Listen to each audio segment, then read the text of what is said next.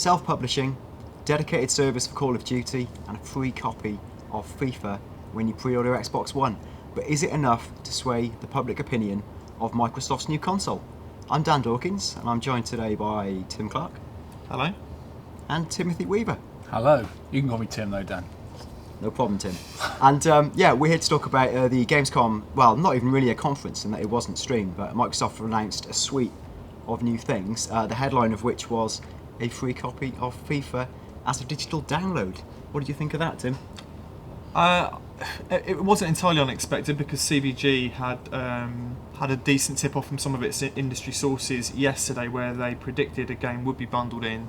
I thought back at E3, well, clearly we came out of the back of E3 knowing that Microsoft had a big job to do. They did part of that job with the big DRM U-turn, but they still felt exposed on several sort of flanks, and I think they've managed to shore those up now. One was obviously indie publishing, we'll come on to later, but the FIFA thing, where I think that's key, is they had to build value back into the package. They're coming out, or were coming out, effectively 80 quid more expensive than PS4, most of which was kind of accounted for by the camera. I think what's really interesting about it is by picking a game like FIFA, I mean the other obvious one would have been Call of Duty, but I guess Activision probably had no reason to want to discount effectively copies of that game.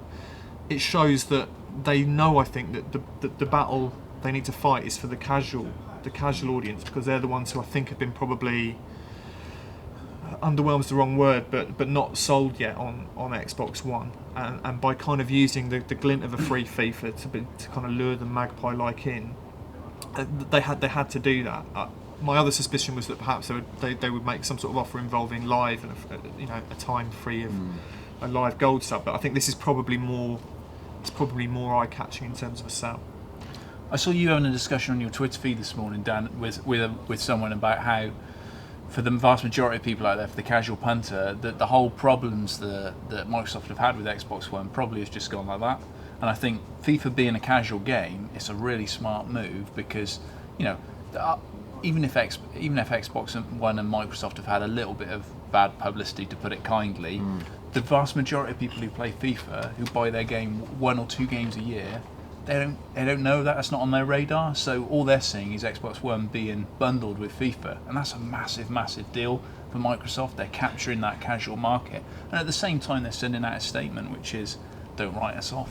And with Microsoft that if they've got problems, they'll just throw money at it until it gets fixed. Why do you think they've gone this approach of like bundling in a free, and it is a digital download game, so again for me that makes me think, good grief, on my 3 megabyte line. Don't share it, that's what we're saying. Yeah, on my 3 meg line, that's going to take like a month to download. So partly I'm a bit sad about that. Why don't they just say, screw it, we're going to chop the price? Like, why do it this way?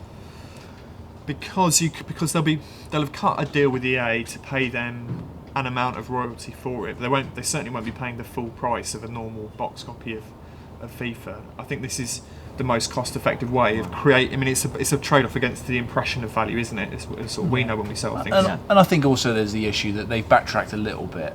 I think for them to backtrack completely on everything is probably a step too far. And if you just chop the price to sort of close to what PS4 was, you'd probably, without a free game, you'd probably still end up a bit higher than PS4. Yeah. Like, so what? Whereas now you sort of go, well, if I buy that machine, I've already got a game bundled in. I don't have to worry about the 40 quid. It feels, and I think a lot of marketing is about how it makes the punter feel. Absolutely. It feels like value.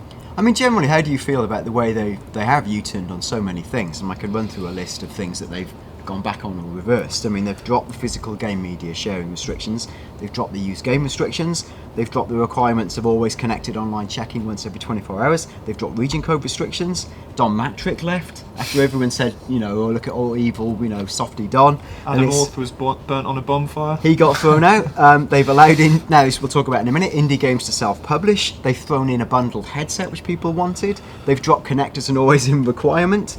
And there's the option to unplug Connect from the console. Like, is this the right thing to repeal all these? Yeah, 100%. What I don't think it makes them look is weak. I think what's actually more weak is if you stick stubbornly to a plan that's doomed to failure. I say that as an Arsenal fan, so I know how that feels. I think they've reacted in a good way. They've spoken kind of sort of calmly and sensibly. The indie thing again was like a huge, obvious dropped ball, which they've now picked up in what feels like a kind of sensible way. Now you can make an argument about whether have they been able to repair all the damage done in the public's mind. maybe not. I still, I was speaking to a guy who helped me move some furniture around the other day, and he was saying like as soon as he knew it was more expensive, his interest dropped, like in Xbox One. So there's, I'm sure, still work to be done. But really, that you can slide a cigarette paper between the two machines now in terms of what they're offering. I think they've recovered quite a lot of goodwill from all this, and I think that they've done a pretty good job of scrubbing out bad things that they've done. It all stems from a terrible piece of marketing up front, and at least they haven't like overtly acknowledged it, but in doing these things and by sort of addressing these issues, they have basically admitted that they got it wrong. I think they're damned if they do and damned if they don't. It's sort of charmless the way they've box ticked and retracted and done all these various things, but ultimately we win. We get more value. We get what we wanted. That's fantastic. What I find interesting as well, because they firmed up, there was no concrete release date, is there? But they firmed up the day one launch lineup of games a bit, and there's not much, I think, in there again between PS4 and Xbox One. I mean, in terms of the Xbox One exclusives, what are there? Rise and Forza. You'd have to be Dead Rising. Forza, Rise. Actual exclusives. Zoo Tycoon. Yeah. Peggle 2. I mean, Peggle that's debatably the best exclusive. Yeah.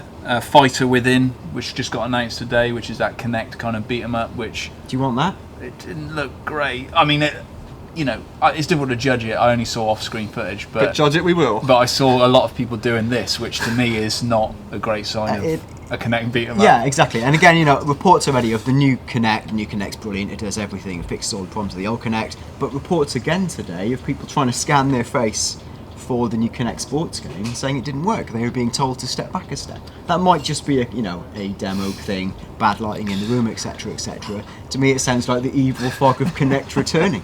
I might be wrong. Kinect, I think, they're not going to give up on Kinect, so we're going to have to get used to the fact that it's just going to sit there and it's going to be there, it's BDI on you, and it's not going to go away. And these problems, I think they will get ironed out, because they've had the first generation of Kinect, and they had all these problems in the first generation.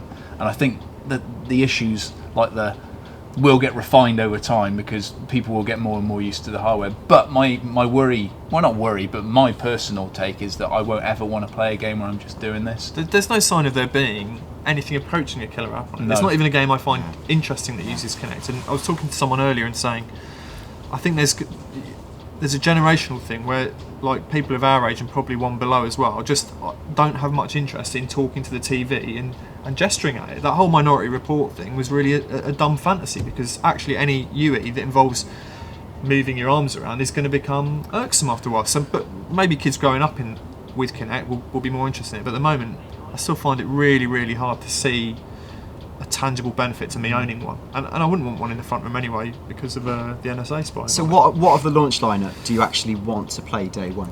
Assassin's Creed, Battlefield 4, Forza. COD. Forza as an exclusive, but it's the multiplayer stuff for me. I think Assassin's is looking, it's a series I dipped out of last time around, but I think it looks like it's coming back really strong. Okay, one big key announcement was Microsoft committing to dedicated servers through the magic of the cloud for Call of Duty Ghosts. What are the advantages of that? I mean, the advantage is that it means one of the players isn't obviously having to effectively host the game themselves as the kind of server machine. By having it all off-site, you get a more stable connection. You don't run the risk of the host then buggering off and you're having to migrate the game. But I think on a kind of more macro level, it reflects Microsoft's sort of continuing commitment to them being the ones that offer the best multiplayer experience, and they're doing the same by, their biggest exclusive is Titanfall, which is a multiplayer focused game and also runs off dedicated servers, I believe. So I think it's pretty clear they're going to keep going for that kind of, you pay a premium to have our multiplayer because we offer the best multiplayer. Yeah. What do we think of the self-publishing announcement today, which again had been hinted at like a month or so ago, confirmed today? It appears that there's no fees.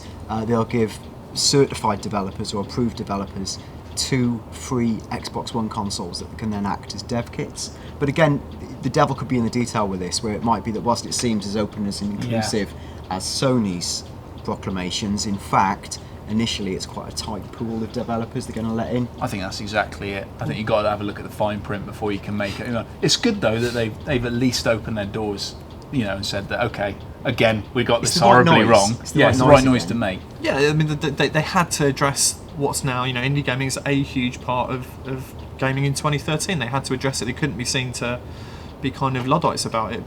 the key points are what determines whether or not you're eligible for these 2 dev kits. If I knock out a version of Tic-Tac-Toe in ASCII, are they going to give me 2 Xboxes? Probably not. Maybe just one. Maybe just one. Half of one. Yeah, a refurb as well. And there was also the element where they, I believe, set the price of your game. That seemed seemed interesting to me. Phil Harrison was interviewed and sort of was a bit tricksy, and he says like the developer sets the wholesale price, Right. but then they actually set the price that is at retail. It was a little bit tricksy, but I think essentially, Microsoft set the price. That's why I think you need to read the fine print before you get out there and start developing your masterpiece. I think the really interesting bit about it was that all the boxes eventually, all Xbox Ones, will eventually have the capacity to become dev kits.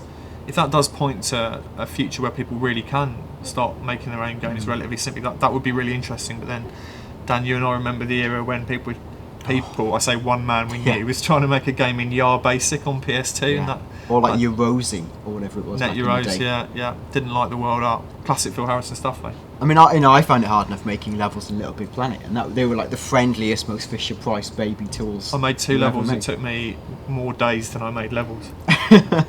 Were played by about that many people. So that was the thrust of what they said. There was a few other little things. They announced Cobalt by Mohang and Oxeye.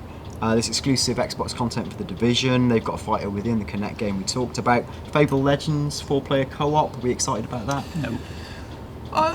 The trailer looked fun. I mean, Fable's another series I've drifted away from a bit, but I think when we talked about this during E3, how people use online is going to be the generational leap this time, and if they can make a fantasy game have 4-player co-op work really well, then that could be interesting. Depends what it is. It's really early. If it's more like the original Fable, then maybe. If it's more like Fable the Journey, then maybe not. Yeah. The journey to the dumper. Yeah. How did you feel about, again, another FIFA exclusive? They've got FIFA Ultimate Team Legends, where you get to play as Ruud Gullit, Freddie Ljungberg and Gareth Bale together at last. Yeah, legends like Gareth Bale. Well, I suppose he is a legend. But Ljungberg's, 2 Arsenal fans here. Ljungberg's so, a better player than Bale. But I think it's nice. It's a nice little touch, actually. It was lovely seeing, as an Arsenal fan, obviously, it's lovely seeing Dennis in the game, and it's incremental things, but I think it's like with the Division stuff. The Division was like one of the hottest games at E3, and Microsoft have actively gone out there and secured some before and after content, whatever that before. What does before mean? I wonder whether it's like maybe you can get access to something in the game before it comes out, or like Saints Row did the whole build your character kind of thing beforehand, something like that, I suspect. But I know because with Mass Effect 3 they had those companion apps, and you could use the apps. I think before you could dicker around with them a bit before. Probably the game will be came out. something Okay, like that. time is tight. Just quickly then, what did you think? Impressed? I think they've done a repair job they needed to do, and they're in a decent position now, and it's going to be a huge Christmas for both Tim? machines. Yeah, don't underestimate how much money they'll throw at this until they get it right. I think that's the important point here. Okay, the stage is set again for Sony to respond in just a few short hours at 6 p.m. tonight, which will be streamed. Will it be streamed on CVG? I asked the production crew openly. They nodded. I'm told yes. So yeah, 6 p.m. tonight. We'll have a response show shortly afterwards. Will Sony confirm their launch date plans? For me, it would be quite exciting if they said, "That's great, Microsoft are doing all that, but we're out 3 weeks earlier with the same raft of third-party games." So we'll find out tonight. So yeah, thanks for joining in. Don't forget to like and subscribe for more of this great content, and we'll see you soon.